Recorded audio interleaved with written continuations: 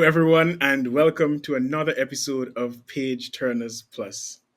As we are approaching the end of another year of reviewing and reflecting on wonderful Caribbean literature, we're pleased to present to you today an extra credit program where we focus on all the books that the members of the panel have read over the last year. So we have a full panel with us today. And to begin, I throw out to the panel, which Caribbean book moved you like no other in 2025? That's a big question. Um, did we read Semple's book this year? Everything is a blur for me. But that Kipling Plass really stood out. It was well. I don't read many Guyanese authors, so that was the first thing that piqued my interest. Um, I guess because I'm a man, so I came through this adolescent boyhood thing, which um, was I was able to identify with Kipling Plass. But it was just a small village setting, which was typical Caribbean, a life in a capsule, which and then many capsules that we live in this complex society that we call it the Caribbean society. And I liked the way he dealt with that simplicity, but deep sentiment, deep points, simple presentation. So that one, Royal J, I'm not going to say it was my number one, but it can easily be if I really think hard about it. I loved Kipling Plass. Um, I thought it was a magnificent novel. One of the things I really valued about it was that he built in a sort of crash course in foundation Caribbean novels into the text.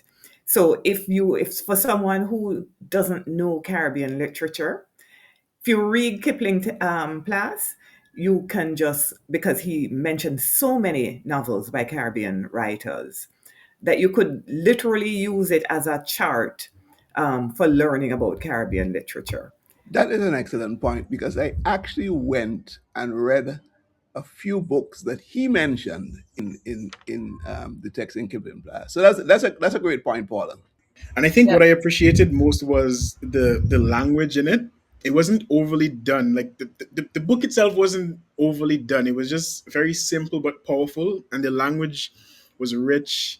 He captured the Guyanese Creole so well, and it just felt very authentic.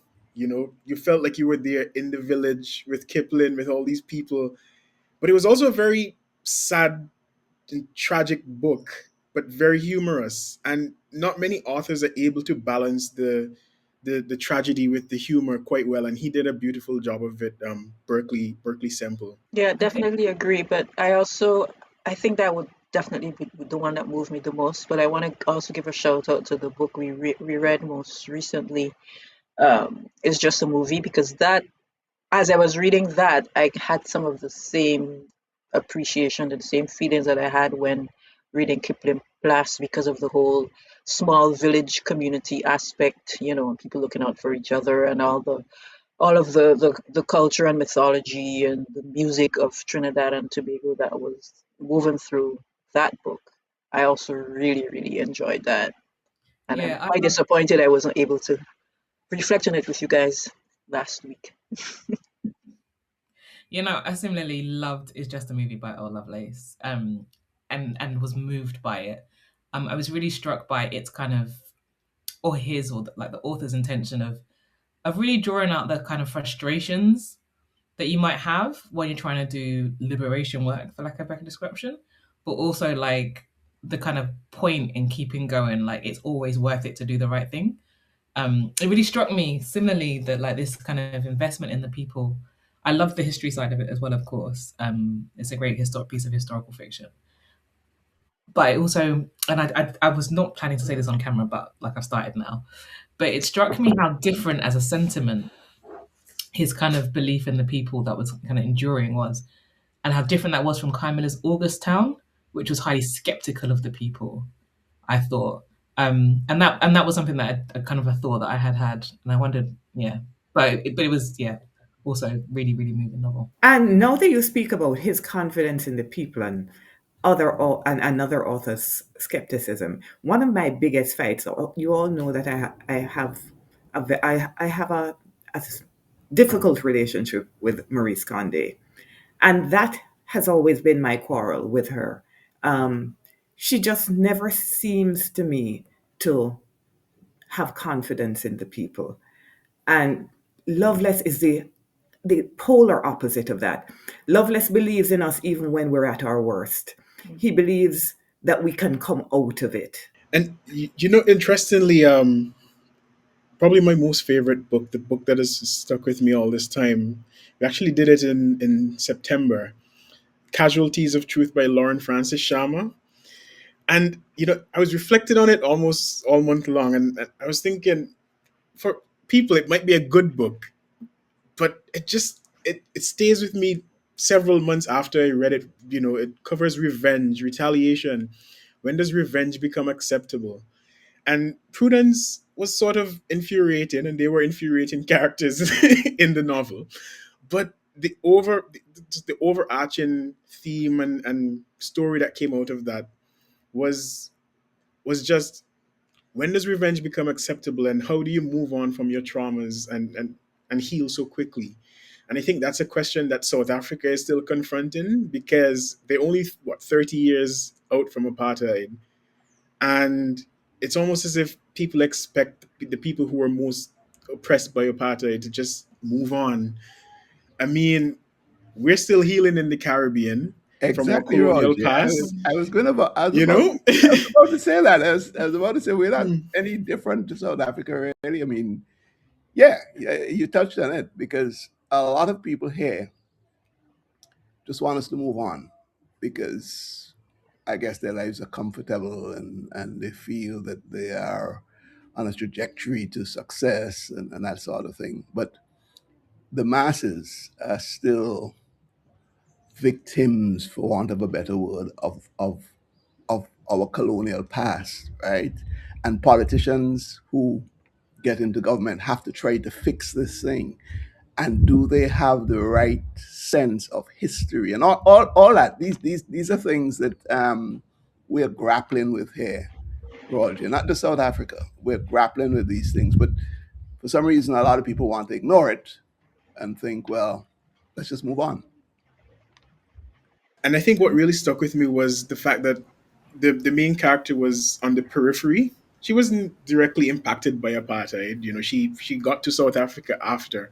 But I think that was a message to all of us that we may be on the periphery of struggles, we may not be directly involved, but somehow the impact will reach us, and that it's our duty to always speak up for the wrongs that we see. That's definitely what I take away.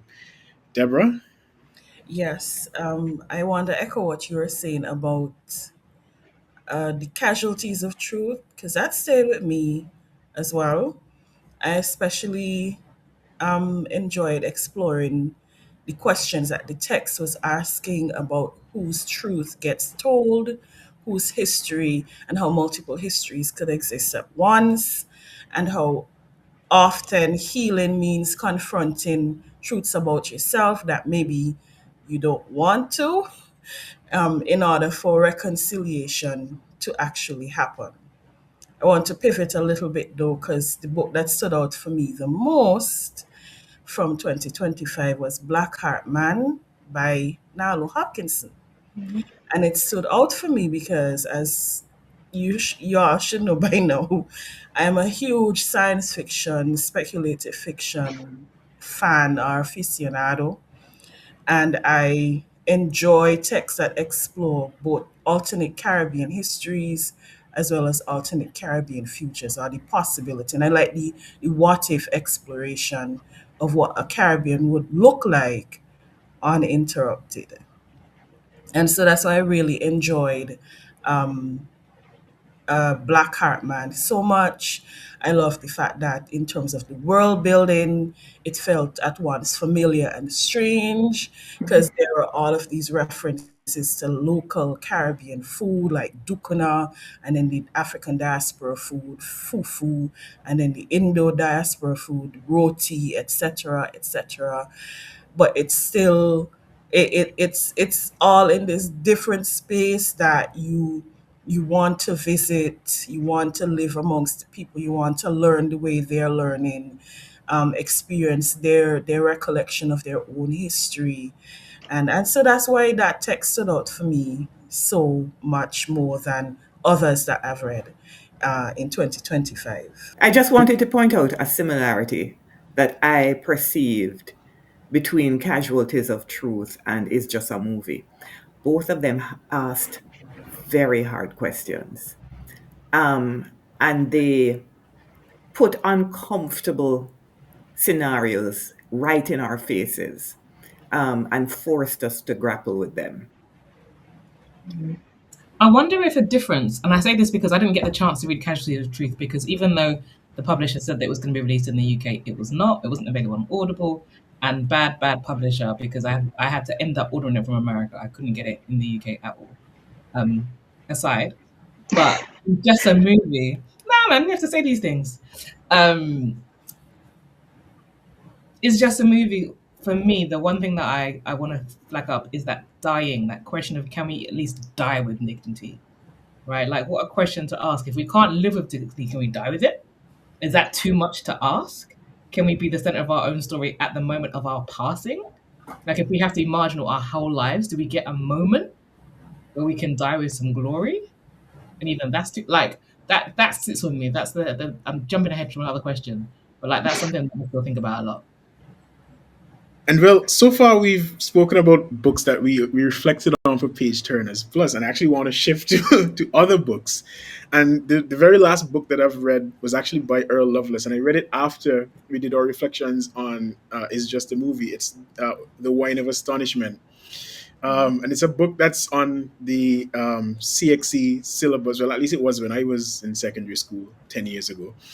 And I think I love it more than It's Just a Movie. I know Paula read it, but in going through it, I mean, I finished it in less than 24 hours. It's a very short book.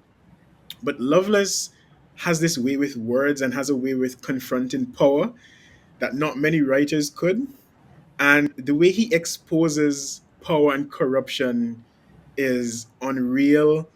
I mean, is not is just a movie. The Wine of Astonishment speaks about the banning of the spiritual Baptists in Trinidad, but he gives you so much of the village life and how people were converting to religions and how people were ostracizing the spiritual Baptists in the community. And in the end, I think he allowed me to ask myself the question: is it that when our own get elected to power, that they represent our interests, or are they absorbed by the drunkenness of power and begin to serve their own interests? And Lovelace captured that beautifully for me. So I don't know if other members of the panel have other books outside of the ones we've reflected on for Page Turners Plus to talk about. I have to talk about Astonishment, not in detail, because it's my favorite Lovelace, and I believe I've read every Lovelace novel except Salt.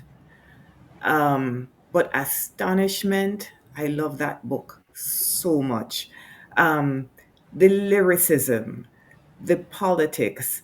Lovelace is a master of discussing politics in deep, deep detail, but never allowing the politics to overshadow the art, because the presentation of this novel is just amazing. It's one of the most beautifully written novels. It's on my list of favorite novels of all time, and that is a very short list. So the artistry of Astonishment is as amazing as the politics. Don't overhype it anymore because I'm already disappointed. Like, it can't be as good as you say it is. No novel can. I'm going to jump in with the book that I've read outside of this book club. Not book club, we're a podcast. TV show. Format for discussion. I'm going to show you it because it's a brilliant book. So this is a piece of historical fiction which explores the lives of three people living through the fall of the Berlin Wall. The main character is an Indian international student who is in love with a Mozambican factory worker. who has a child with a white East German woman, but they're separated. But the white woman still wants him. And there's a East German guy who is obsessed with the Indian girl. So it's like a four-way love triangle. So Oh it's a love wow. story. It's a lot of love in this book. Um, will they get to survive? What does the fall of the wall mean? I didn't know. Also, it's one of those times where you picked up the book and discovered what it was when you were reading it. So when I read it, I didn't know it was about the fall of the Berlin Wall. I was like, oh, this is interesting. These people living in East Berlin before the fall of the Berlin Wall. I wonder what life was like then. I was kind of enjoying it on that level. A wonderful novel. Really, really thought provoking more than anything. Probably, I learned a lot. It's not a part of the world that I study, as we all know, or know much about. And yeah, it's but also the questions it asked about the choices that we make, right, and how external factors can be bigger than our own desires, and what choices do we have to have, but also where opportunity can come from chaos, or like the kind of differences. Yeah, it just all the big questions of what it means to be human and live through a massive historical moment will come to light. Beautifully written. So yeah, I guess that's my recommend. Well, if you guys want the saddest novel that you'll ever read, 800 pages of it. No, Tony, I I don't want the can saddest novel I've ever I gonna can read. I can recommend A Little Life, which I delved into. I think Francine Yes, gave I've me read it. a big thumbs up Mhm. um, somewhere when I was midway, Francine. But um, that's major depression. So this thing is about this guy who was totally abused as a child, sexually and otherwise, and he became a successful lawyer. And he had three other friends. It's based in New York. It's written by Hank. Francine, tell me the second name. I can't pronounce it. Oh, I don't remember. Right. I But can't say it off the top of my yeah, head. it's one of those tongue twisters.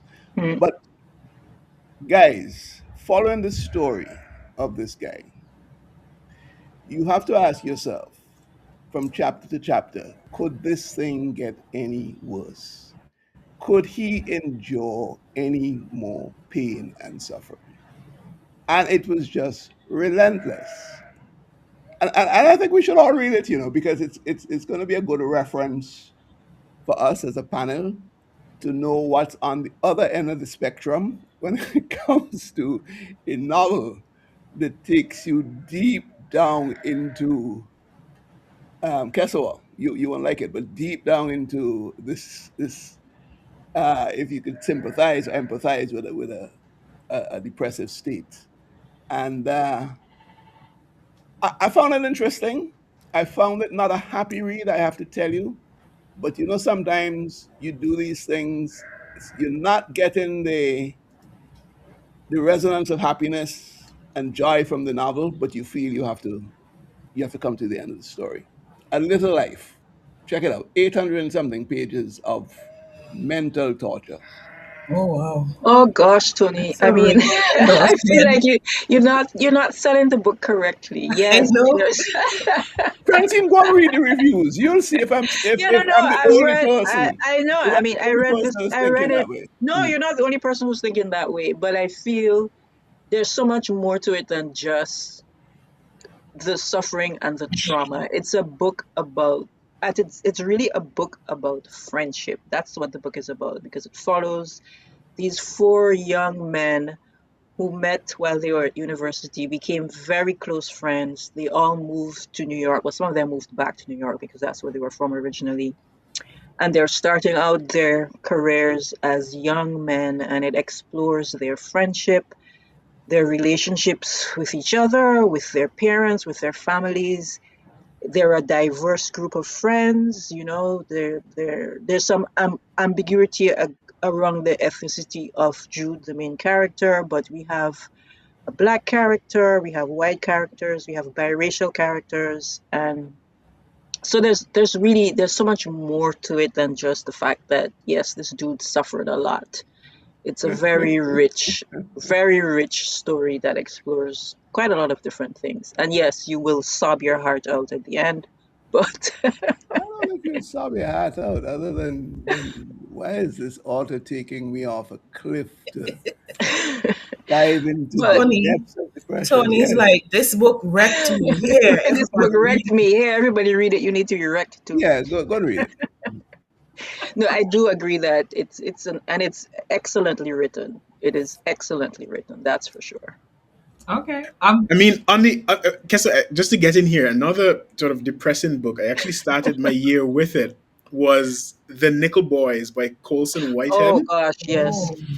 Oh, It follows the story of two black boys in the Jim Crow era who were banished essentially to a residential school for petty crimes. I think one of the guys didn't even commit a crime. He was just black in the wrong part of town. And when they got to this residential school, they were abused. They were put to fight against each other to the death. And eventually, the two. Nah, I feel like that's giving away too much. But yeah. Yeah, I was about to stop you there, because yeah, don't give away too much. But I mean, it's not 800 pages. I think it's like just It's above like 200. 300. Yeah, it's like Yeah. yeah, But another excellent read. yeah, it's a really depressing book that just exposes the inhumanity and Paul that's is all I could laughing say. because Paul is probably wondering how we got No, here. why? I don't understand why you all are touting depressing books. Okay, let me tell you. There was a book which was that I read this year, which was, I would not call it depressing. It tackled difficult subjects. It could be in parts, it can be a difficult read. The God of Small Things by Arundhati Roy. I'm Arundhati. probably the last person on earth who read this book, but it's a genius book. Um, I love the fact that she drew on the Katakali culture in telling the story so that you know the climax before you get to the climax. And the art of telling the story is keeping the reader, even though we know what the climax of the story is, the art of the storytelling is to keep the reader interested, even though we know what's going to happen, so that the building of the story is what is important rather than the climax. Um, it felt like for me, it was an intimate read because the main protagonist, is a child. So when children are violated, you take it personally. So I took this very personally. I also, well, we know Arundhati Roy as a political activist more. Well, I do. Let me talk for myself. I know her more as a political activist than as an artist. I was blown away by her artistry. She is a magnificent artist, as magnificent an artist as she is a political activist. Um, one of the and she also, like we were talking about Lovelace and about Lauren Francis-Sharma, forcing us to deal with difficult issues. The protagonist in the mother of the protagonist is a high. Well, I wouldn't call it because they are Syrian Christians. I don't know. Are we? Do you still speak about the caste system? But it affects their lives whether or not they are Hindu, because that Hindu religion, it has so much influence, and they are Syrian Christians within, I think, what is largely a Hindu on. No, it's a Syrian Christian enclave, that it's the story is set in, but the larger space is primarily Hindu, and the mother of the main protagonist has an affair with a Dalit man, which is the lowest caste. The people that are referred to as untouchables, but untouchable is not a politically correct term. In fact, the book actually uses the word untouchables, and so she gives us all of that difficulty to deal with. Um, I highly recommend it. I know I'm the last human being on earth to read this novel, but it is a magnificent novel. And for those like me, the dregs of the world who haven't read it, you've got to read this novel. Yeah, I'm I in the actually read dregs. it. I read it many years ago, and Same. I recently decided I wanted to read it again, and I think I bought the Kindle recently because I was like, no, I definitely need to read it again because I actually don't remember very much about it, but it's an absolutely brilliant book, like you said, Paula. And she released a memoir this year as well. Mother Mary Comes to Me. Ah, Yeah. yeah, no, I Yes, remember. I have that book. In fact, this is why I read The God of All Things, because I wanted to see what she was like as a writer. Because, like I said, I only know her as an activist. So I read while I was waiting for Mother Mary Comes to Me. I read The God of All Things because I also know that it's semi autobiographical. So I wanted to set myself up, and I'm going to start reading Mother Mary Comes to Me very shortly. Um, I wanted to know. This was obviously the big year where Chimamanda released her first novel since Americana. Um, I didn't like Americana as much as I loved her other novels. Has anyone read the new one? Or if not, are there any other favorite African novels from 2025? My 2025 reading of literature from the African continent was very sparse. I think I only read one book, which was actually a memoir, which was Trevor Noah's Born a Crime, which has been out for maybe almost 10 years. But I absolutely loved Born a Crime. Um, it's just as with Casualties of Truth. I'm still befuddled by the whole situation in South Africa and the fact that he was straddling both lines. He was too black to be white, but too white to be black. And I think he used those exact terms in the book. And even his family members, his grandparents, struggled with that and sort of gave him special treatment at times, but then also treated him badly. And I absolutely loved Trevor Noah's memoir. But other than that, my reading year was terrible for African literature. I read like two poetry collections. One by Warsenshire, as well as Matem Shefira, Your Body is War. And those, I mean, we talk mostly about prose anyway, and a lot of what I read this year is poetry. I read a lot of poetry collections, and those two stood out because they deal with the issues related to migration, refugees, assimilation, which kind of hot topics right now. Whenever you look on the internet, you see in social media, you see reports about people being targeted because of their assumed difference. uh, Matem Sheffield, I believe, is of Kenyan extraction. I could be wrong. And oh, good grief, Warsenshire is Somali, British, I think. And both of those collections deal with this. They confront those questions of the immigrant experience in these metropolitan spaces that are very hostile and that are very unforgiving of the other. And I want to kind of go back because I was waiting to jump in earlier to talk about a book that I read that was not of the Caribbean diaspora, but was still very interesting. I have it here. It's called A Sky Full of Elephants. Yes, and again, it's speculative. I'm sorry, guys, it's speculative.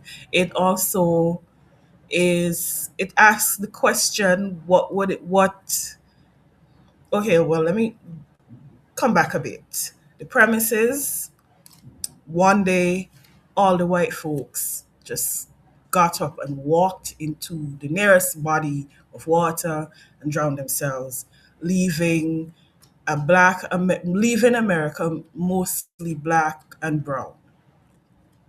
And the author Sybil Campbell, he is asking us to consider what it means to be black in a space where there isn't an other to define your blackness.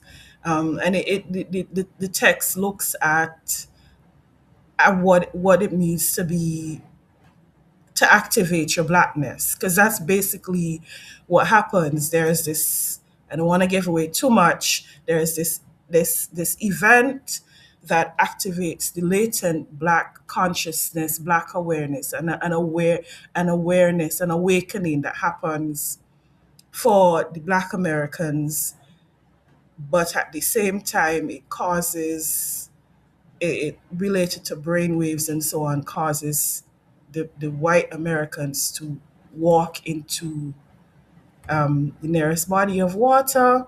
It follows this character, the main character, his name is Charlie, and he now learns about a daughter who's biracial, who he didn't know that he had, and he has to go and help her on, and both of them embark on a journey of sorts that kind of reminds me of the Odyssey and American Gods in some ways, but also something out of a Ben Okri style of storytelling. And I also, throughout reading this, I couldn't help but think about or feel the resonance of Toni Morrison, Nikki Giovanni, James Baldwin, pillars of Black intellectualism in the States, all asking the question, what does it mean? I want Nina Simone as well. What does it mean to be truly free? What does it mean to be able to live in the fullness of your Black experience, your Black identity? What does it mean? Connectivity, history, being aware of your history. And it is a moving book. I don't think I'm doing it all the way justice. I'm doing, but it's really interesting. I think Tony would definitely enjoy reading this You as think well. so? Well, good. Roger, to answer your question about African literature, or was it Kessel that asked the question? Right. I don't think 2025 was a prolific year for me with African literature, but Guna, that's how you pronounce his name, Admiring Silence. That was Gurnah. Pronounce that for me. He is a prolific writer, and there's a novel, Admiring Silence, which is one of many that he's written. But he writes from a perspective as an intellectual. He's obviously an intellectual. He returns to Zanzibar, which is where he's from, having been in the UK, I think, I can't remember what his profession was, but it was the difference in culture going back from the UK to Zanzibar and where he's from, and making the comparisons in terms of how he identified, right? I found those were interesting thoughts that he managed to conjure up. For those of us like yourself, Kessel, who migrate, live in a different culture, but then come back to your own, and that was my African book for 2025. Uh, Interestingly, I did have another book. It was Small Worlds by Caleb Azuma Nelson. I mean, he's Ghanaian British or British Ghanaian, however. From Lewisham, actually, in South London. Just throwing it out there. And it's a love story between the children of between children of migrants, and it resonated because it almost felt like a Caribbean story where they were struggling with the expectations of the appearance, and then yeah, I'm not going to reveal too much, but it's a really wonderful novel. I mean, this was his second one. I think most of us read Open Water, which was his debut novel, and this one isn't quite as good as Open Water in my view, but it's still an excellent novel. Well, I actually read 3 novels by African authors this year, and I want to recommend all 3 of them. One of them I think we might have spoken of before. I think The Girl with the Louding Voice. Did we talk about that before? I think Yasuo, I might have had a conversation with you about that at some point, maybe. Anyway, that's by a Nigerian author, The Girl with the Louding Voice, Abidare, which is a book in which lots of very depressing things happen, but is written so beautifully and authentically through the voice of the narrator, who is a young girl growing up in a village, and then eventually she moves to Lagos to work in a household as a maid, as a helper, and she's trying to be educated and find her voice. And there are some terrible, really terrible things that happen, but it is a book that will have you feeling hopeful despite the terrible things that happen. So I wouldn't call it depressive. The other one I read was Glory by No Violet Bulawayo, which some people are referring to as the African Animal Farm. I don't know if any of you others, if any of you have read it. Two brilliant novels. Sorry? I didn't catch that. I said that's two brilliant novels you've listed. Yeah. Which just blew me away because of all the characters are animals, and it really explores, corrupt governments, revolutionary governments, and what happens once the revolutionaries who are there to free the people are now the ones in power, and how does that actually play out. But all of the characters are animals, which adds a very otherworldly aspect to it. And a lot of it reminded me of Grenada, the whole revolutionary government aspect. I was like, wow, yeah, I can definitely see that. So that's another huge recommendation from me. I think I'll stop there so that we can discuss maybe some other types of books. Francine, tell us the third one, because both of those who I've read are brilliant. Okay, the third one is A Spell of Good Things by Ayobami Adebayo. I'm pronouncing that correctly. This is her second novel. Her first one was Stay With Me. And this one explores basically class, because it gosh, I'm losing my words. The story is two very different families. One extremely very rich family, with well-educated children, that the children are like doctors and that sort of thing, and then an extremely very poor family with a teenage son who is quite brilliant, but because of his family's situation, he can't really reach his potential. And then the story discusses like how these two families kind of meet and what happens that kind of explodes the whole situation. It's not a very happy book either, but it explores a lot of very interesting situations to dealing with class and culture as well. I absolutely loved Stay With Me, her first novel, but I haven't read this one, so thank you for that recommendation. It's been on my list for ages. Yeah, I actually preferred this one to Stay With Me. Oh, even though I did also enjoy Stay With Me, but I preferred this one. And in terms of The Girl with the Louding Voice, this is one of my favorite novels, I think, of all time at this stage. The main character, Aduni, oh my God, every now and again, I wonder where she is and how she's doing. Every now and again, she crosses my mind. So I'm just like, how? I mean, like, she's not a real person. You're like, oh, yeah, she's not. But there is a sequel, I read the sequel, and so I wrote. And I read it a bit rushed because I was too excited. And so I need to read it again properly and just chillax and enjoy the novel. I think it's a really good sequel as sequels go, because it's not just, it doesn't just pick up from where it is or cast into the future in a weird way. It's a very kind of, it's a sensible, that's not the right, but it's a thoughtful sequel. Like, what would likely happen next and how would it all go? And like, it's a great sequel. I think it's a very good model of how sequels should be in some ways. But I have to be honest, even though it's wonderful in some ways because there are more characters to love in the way that like, are you really? I think if you read The Girl with the Land of Oz, you do kind of fall in love a little bit with Adoni. You're just like, you want, I mean, she's like the little sister you want to take care of. You want to make sure she turns out okay.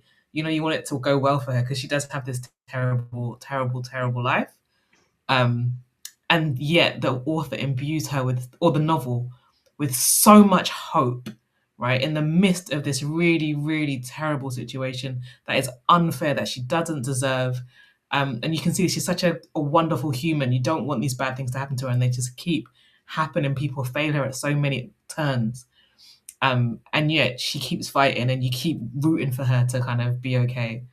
Which is probably why I still like finished the book 4 years ago. And I'm like, is she okay though? She is okay, right?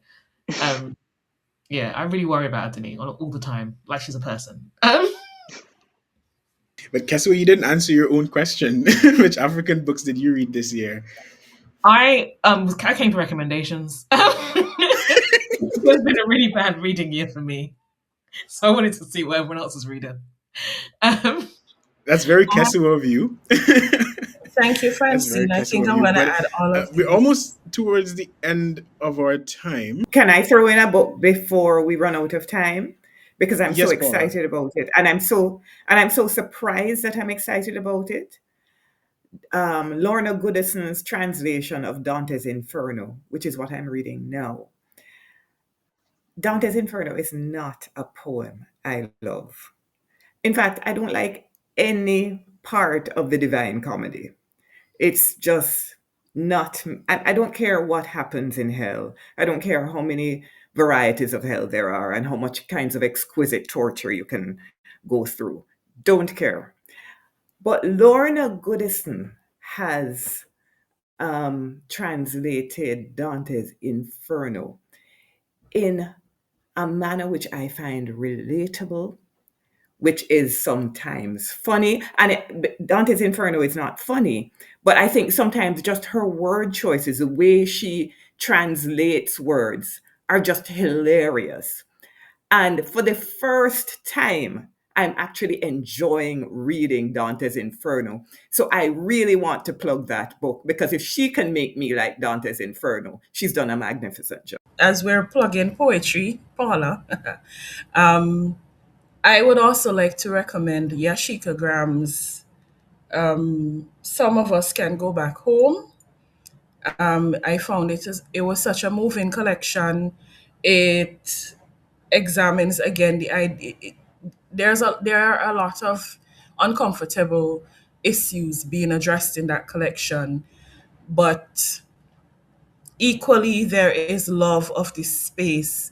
The way Graham paints a picture for us of her home space, a very complex space, a space that is both a site of trauma but also a site of healing, that I feel recalls Olive Senior's cockpit country poem, capturing the Jamaican countryside so beautifully. I also felt like I was visiting my home countryside too, in Acres and Victoria Village and those spaces in this poem from another poet, in this collection, sorry, from a poet from a completely different culture.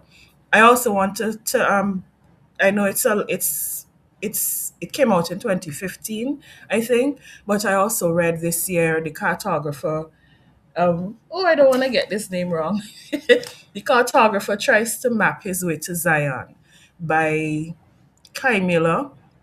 So beautifully written, and especially when you listen to him read it, there is so much love in the words that comes through, that pours through every turn of phrase.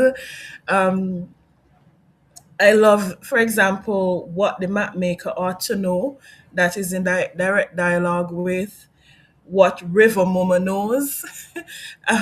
Those two poems stood out for me, but the entire collection is so beautifully constructed. And I know we don't talk about poetry here, but I highly recommend those two.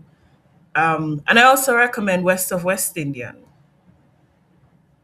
Strongly recommend West of West Indian by Lindsay Corridan. Just say. No, Never to be. I second the recommendation of Lindsay's book. It's a powerful collection, and he deals with these very very difficult topics.